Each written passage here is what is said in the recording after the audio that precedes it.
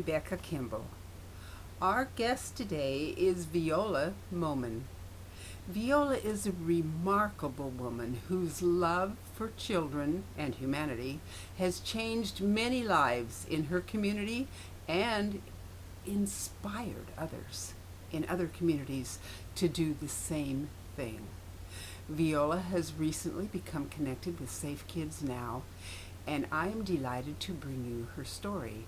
You will note that to Veola, all babies, whether they are infants or toddlers, are lovable in the eyes of this loving woman who reaches out to make a huge difference, and she does it.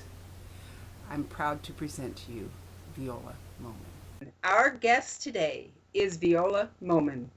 She is here to present to us a great deal of wisdom about infants, because today's children are tomorrow's future, and it all begins with infancy. Please welcome Veola Momon. Hello, Veola. Hello, how are you this morning? Happy to have you with us. I'm happy to be with you today, too. Tell us about your infant program. My infant program is all about what we must do to make certain that the infants today are given the best tools to unfold into the magnificence of who they really are. They're little geniuses, just as we are. But what we want to do is begin to unfold that within them at the early age of infancy. Most parents already start by singing, loving, telling stories to them before the infant is born. But once the infant is born, we must continue. After 3 months, they're placed into child development centers and they're put in the hand of caregivers. And that's where the rest of the teaching began with our infants. That's a difficult process because the amount of attention and emotional bonding a child gets greatly affects their future, doesn't it? Yes, it does. The bonding to me is one of the most important factors of developing a relationship with an infant in order to impart to them what it is you want to do, and that is creating this love bond. Because one of the things we all know that we have to learn to trust people. Trust begins at infancy. And when we're trusting our caregivers set the role in our mind as to how we are to expect everyone else in our life to be. And that's one of the reasons it's important that our caregivers maintain a relationship with their infants from the time they start with them throughout their lifetime. That's extremely important, that the emotional bond then is one of safety and trust. Yes, very much so. And those children that don't get that grow up with problems, don't they? Yes, they do. When a child is not getting love, when a child is not being held, when a child is not being touched, it deprives them of the necessity of being. And as we know as adults, that when we don't get that support, that caring, that love, we feel as though we are not complete. And when we're doing that with the infants and throughout their lifetime, those hugs and those kisses and that support and telling them that it's okay when they fall to get up, you can do it, and just try it again. You know, when we get that type of support, we can move through in a very, very supportive frame of our life. A person that grows up without the emotional connection that they need also has a very difficult time giving the emotional connection to others that they need in their own family when they grow up, don't they? Yes, they do, and that's why we can see a lot of problems being spun out throughout our newscast year after year, day after day, because of this person missing something. That support is very important, to be there, to know that you can go to someone and talk to, or go to someone and they hold your hand and let you, you don't have to give them advice, just be there just to listen and to know that they have somebody to come to. Infancy is one of the most precious. Well, let me step back for a second. I believe that of a child is the most important job anywhere in our society, because giving birth to a child is the rest of our human being. If we don't give life continuously, we will lose our society. It's important that our caregivers are trained, and that's another important factor to me. They must be trained properly. It's very important that our caregivers know how to care for our infants. They are being trained. However, the training to me is not sufficient. They have to look at if a person that's going into the child care as a career, they must be, I feel, screened to see if they really care about developing a child. You know, we can manage many different things, but when we are putting forth a role of helping a child to become a leader, to become a individual, a supportive individual, in a role of living as an adult, having a good life, that person has to have special qualities, and that quality must be patience, consideration, because all of those things are part of helping a child, infant, to have a balanced life. So if a person doesn't have that emotional connection, because trust, safety are emotional connections, and if they don't have that to give to a child, of course they can't give it. So I understand what you're saying about being qualified. Yes, yes, that's very important. I've seen quite a few come through the center where I've worked, and they're not ready. They're not prepared, because the sound of a child crying and the screaming is something that disturbs them, but that's a part of knowing how to assist the child in helping them to get settled, helping them to understand that they're safe, helping them to understand that you will provide for them food. And once they know you will provide that food and keep them clean and teach them everything, then they begin to look to you. They could have certain ways of responding to you.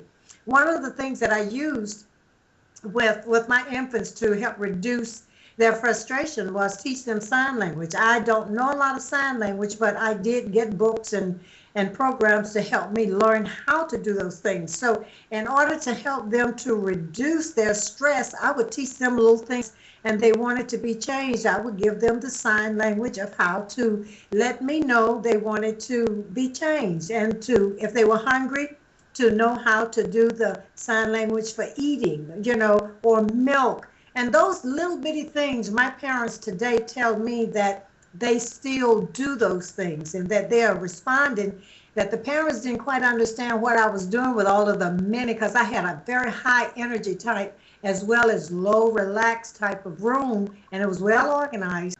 The preparation of a child is what teaching them in infancy is all about, isn't it? Yes, it is. Yes, it is. Everything you do, every sound you make. That's why the book I wrote, 5+1 Learning Powers of the Mind, every 5 items that I do help to unfold, help to ingrain the brain with a structure. And the +1 is what it is that add to it, that make it so interesting that they readily can learn whatever it is you're trying to teach them. And I purposefully would do things, say things, and act in certain ways in order for them to understand that we're learning, but they didn't know it. And when I see the response, and when the parents would see them responding in ways, it was just amazing to them. My toys that are hung from the wall, the conversations that I would hold with them, the things that I would talk to them about, and the way I taught them how to walk, a special type of step, and everything I did was exciting. And in that excitement, it is said that you can't, an infant has a very short attention span. That's true. But I seem to have broken through that, and I have brought forth the attention a little bit longer, because it's always something you can do to help that child learn while you are doing something exciting for them. And that's why I'm very excited about my book, 5+1 Learning Powers of the Mind. Everything you do with them, they can learn. You can bring it to their attention and they will learn if you know how to do it. And if you're dedicated and sincere of helping them to become the best they can be, even at a very early age, it will happen. I've heard people say that a child's mind is like a blank blackboard, and we write upon that some very permanent and temporary things. And That's exactly right. if we're not aware that the effect that we have is profound, sometimes we act very stupidly and thoughtlessly, not knowing how deeply we affect That's right. the life of that tiny person That's that right. is subject to having to be around us. That's right. Well, I'm preparing right now to meet in the spring with the children that I taught during the 6 years at the Child Development Center. I had a meeting with them in 2003, and all of them just absolutely wonderful. And we had a ice cream party here at my house. And so all of the videos that I took during the time that I was in the classroom with them, they will be viewing those in spring of 2012. I have the pictures, I have the letters, I have the cards that they've sent to me over the years. See, this is helping them to understand that I care. Their parents will have an opportunity to see their infant in states that they've never seen them before. And they will be able to sit, and the child themselves, their self will be able to sit and see how they were in the infant room class with me and see the response and the fun things we did and the pictures on the walls and all of the wonderful things that they would say. They would count and they would talk and they would call Brown Bear the train, 1, 2, 3, ABC. All of those are wonderful things that they will remember. And when I talk to them, they remember Miss Veola. And I said, you really remember Miss Veola? I haven't seen or been around you all since 2006, but they do. So it's a reunion for me, and it will be the first time this has ever been done by anyone, anywhere that I know of, and that is to have a reunion with their infants. And I'm looking forward to it. Yes. That's beautiful. You mentioned the signing for children, teaching them sign language. Yes. That has been a great help for many children. I've had grandparents and parents tell me that they're so grateful that the child can relate in sign language. Yes. Because they have no language skills. That's right. They do, but it's their own language skill. And when they're talking in the baby talk, no one understands it. But then when you can take that picture of that bottle and then show them something to go along with it, it is one of the cutest things I've ever seen. And I just love doing it. I learned it for them. I may not remember them all, but if I have to go back to my books, I will do that to remind myself of it. But there are some things I remember just like they remember some things. And they're in Florida, they're in South Carolina and North Carolina, and then they're also out of the city, of Atlanta. But at the same time, when I hear these reports, when I get these pictures, and they're so tall and they're beautiful, and I just enjoy it, watching what it is that's taking place throughout the years with them. Self-confidence and acceptance is something that starts when we're very young. Yes, it is. Yes, it is. You're instilling that in babies. Well, it's something that happened with my parents also. My parents, when they would come to the classroom, they were just as prepared as my infants were learning to become prepared. My parents, I had one parent that told me, said, Miss Veola, said, your test in this room, I'm more afraid of your test than I am of my boss's test. But I would test my parents because I felt that my parents had to understand everything about the classroom. They had to know where the trash cans were. They had to know where the emergency cribs were. They had to know where the bags, the bottles, where the diapers, they had to know where everything was in order to be able to know that this is really their room. It's not my room or the child's room, it's everybody's room. And so when I would test them, they would come in and they'd be so proud to answer everything right. This is the wholeness of everything. And see, if we're dedicated to something, we have to have all parts of it as a purpose of understanding. It just can't be something that we do in part, but when you take everybody and make them a part, including the director, even when we did shows my infant band, all of that, they would go home and practice, my infants would practice. Everything was a part of getting our infants to know that this is what we can do together. And they responded just that way. They will walk in the room in confidence. They crawl in the room in confidence and know that they can go anywhere at any time as long as they maintain safety. Rocking the swings or walking, whatever.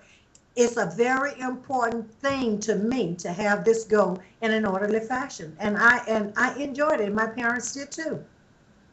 It's amazing you can teach somebody so little to work in harmony with other little people in an orderly fashion. Yes, yes, yes, yes. My parents, I have had some of the greatest parents. The book that I have that I will also be presenting to them is this infant book that of all of the things that have taken place over the years, and they will be amazed at what it is that's taken place because they are responsible for bringing those children there. They are responsible for continuing their love and caring. I'm only just a small part, but I feel that I'm a big part of everything because I was there in the beginning, and they have a lot of my ways. The parents are very important to the whole of what we do in the infant room, and all caregivers must involve parents. My parents would have a meetup, and they would have breakfast, and we would talk, and we would share, and then we would mingle. We would get to know each other. My parents also would write letters to each other so that the other parents would know things about them. And so that's a part of my book too. Even though my parents knew each other from church and from the community, I still wanted them to relate to each other so that whenever anything happened, if I'm not able to get in touch with the parents and the friend that they leave I'm not able to get in touch with them, then I can still relate to that parent that is just as close to them. So what I did, I just bound everything together and called it one. It was Miss Viola's room, and everybody enjoyed the fullness of the whole action of that room. And I really, really enjoyed the time I was there. That's the key, I think. The pleasure that actually is genuine brings about the feeling of acceptance and safety. Yes. And if that's not genuine, you just can't get it. That's right. That's right. It has to be. It's something you enjoy doing, and you can express yourself better because the energy comes with whatever it is you're doing that you really enjoy. If you're on purpose and you're committed to it, you have energy, you have wisdom, your thoughts are clear.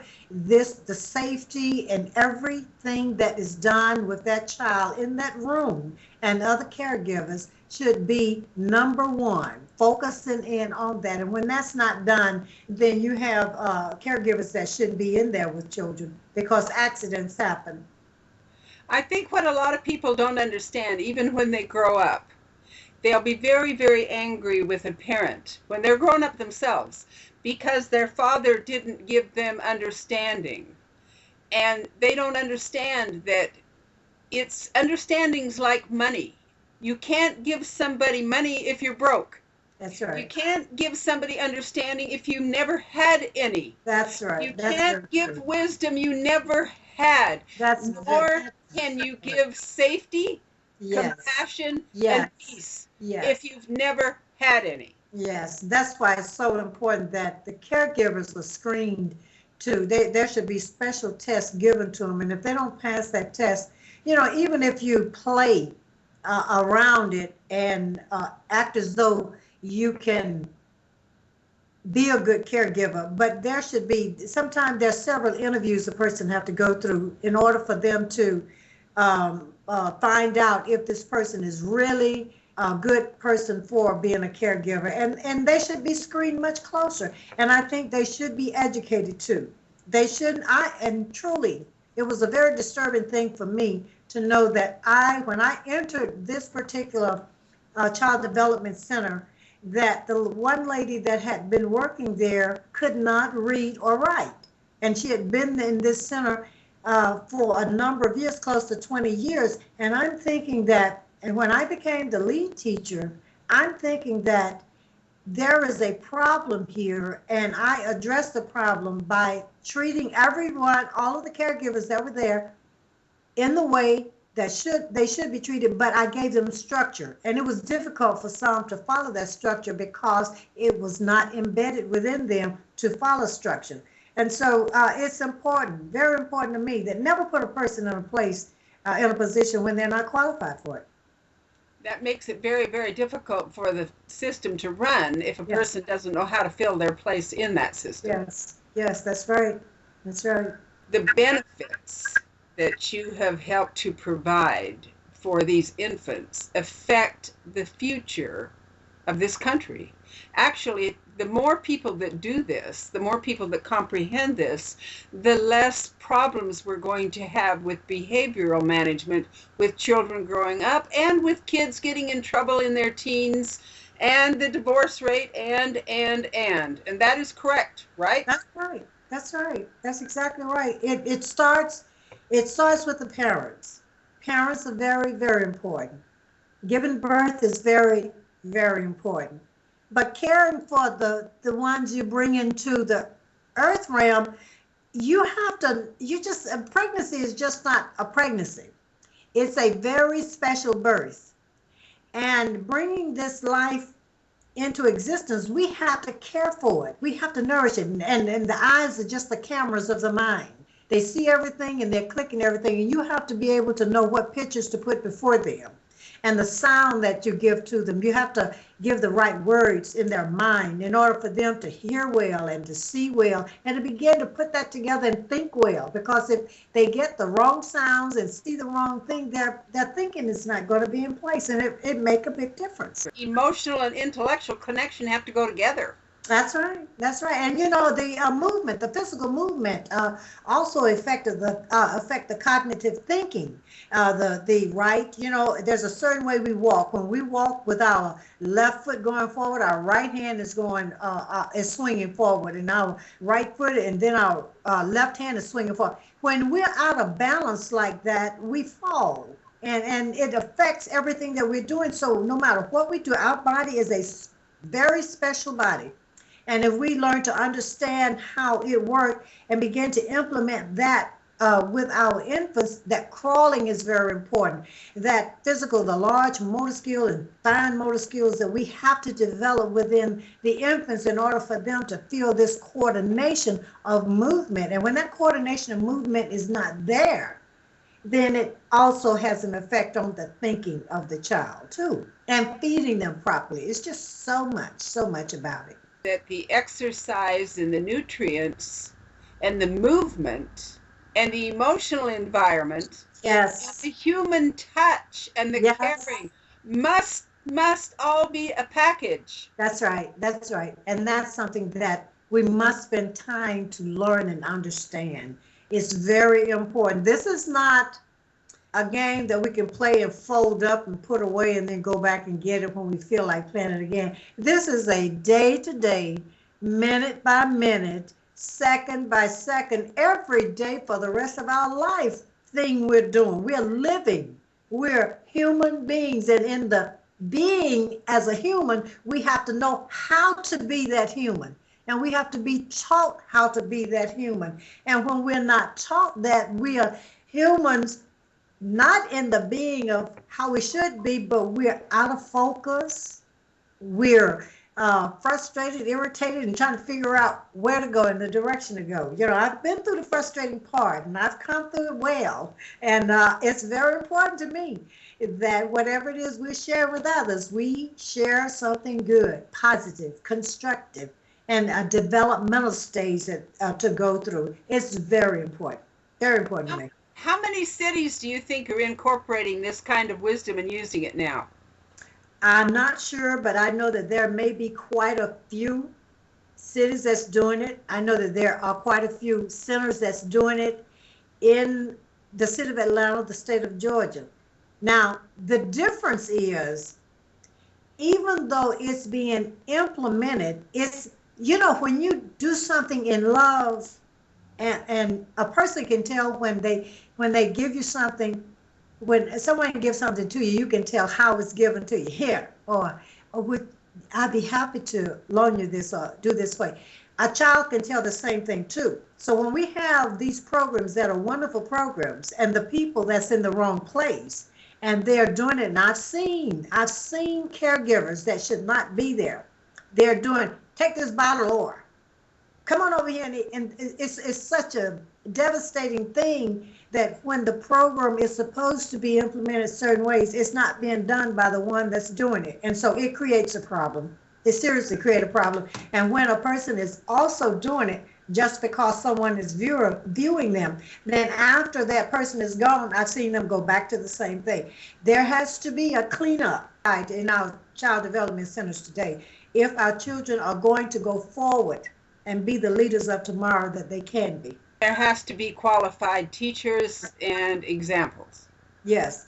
And it doesn't really start with the teacher that is teaching elementary school or the one that's teaching college. It starts with the mother of the child. It starts with the child caregiver. It starts with the babysitter. It starts with the environment that's around it. All of that is the beginning of what's going to proceed after they begin to really get into that educational institution. The educational institution is there to teach them or prepare them for a job.